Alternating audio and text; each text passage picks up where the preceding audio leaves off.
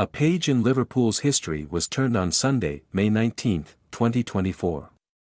9 years after his arrival at Anfield, Jurgen Klopp, who notably won 2 Manager of the Season awards, received his final tribute as he took charge of his 491st and final match as Reds coach against Wolverhampton Wanderers. It was also an opportunity for him to introduce his successor, Arne Slot, in his own special way, transitioning from figurehead to fan with the inaugural rendition of the new manager's personalized chant.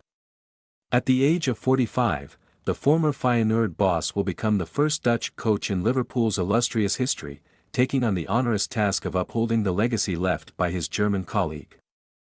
It will be a leap into the unknown for a coach who has never worked outside his native Netherlands before, but Slot seems ready to take up the challenge, having already expressed his excitement at joining England in a press conference.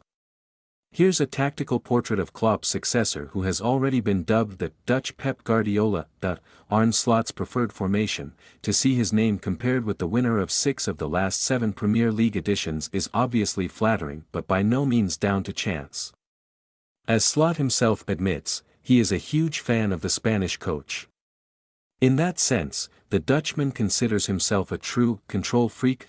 During the 2023-24 season, his Feyenoord were the team with the second most possession in the Eredivisie, 61.8% on average, just behind PSV Eindhoven, 64.5%.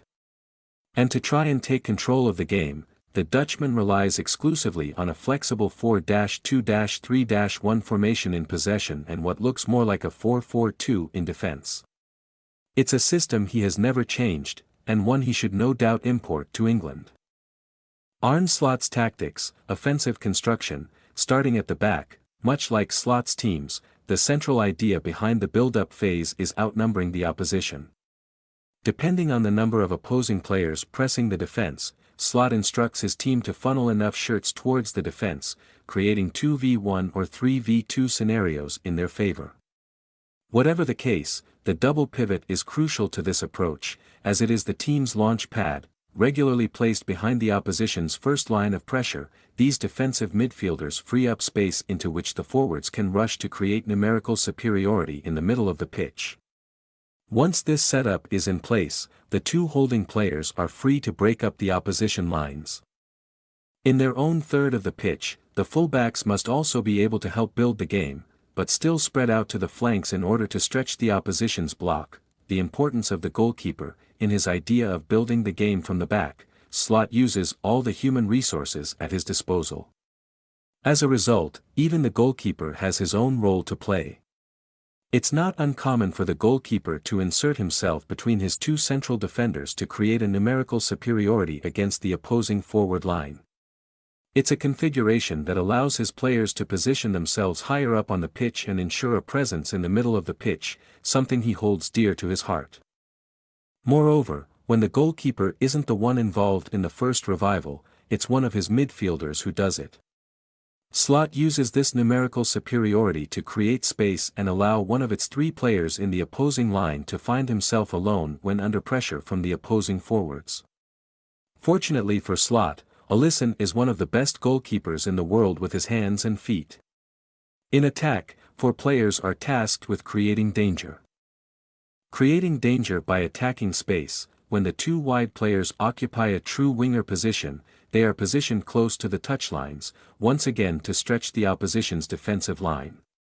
The leading striker, on the other hand, is positioned between the 2 defenders, who move closer to him.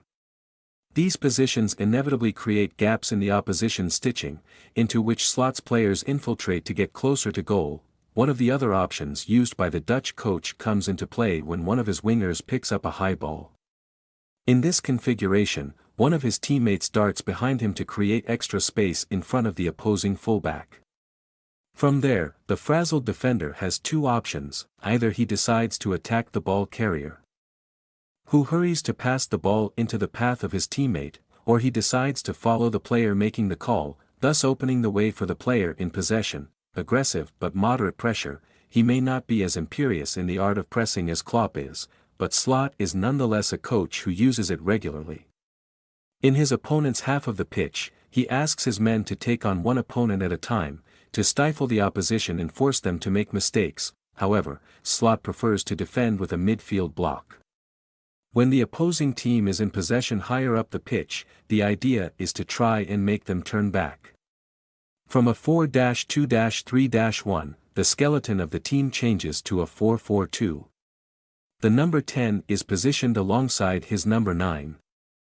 While the two wingers move back a notch to line up alongside their two pivot players, as well as controlling the game, one of the other keywords in Slot's thinking is intensity. In both the attacking and defensive phases, his team must make more runs, as he explained to the Dutch publication Algemeen Dagblad.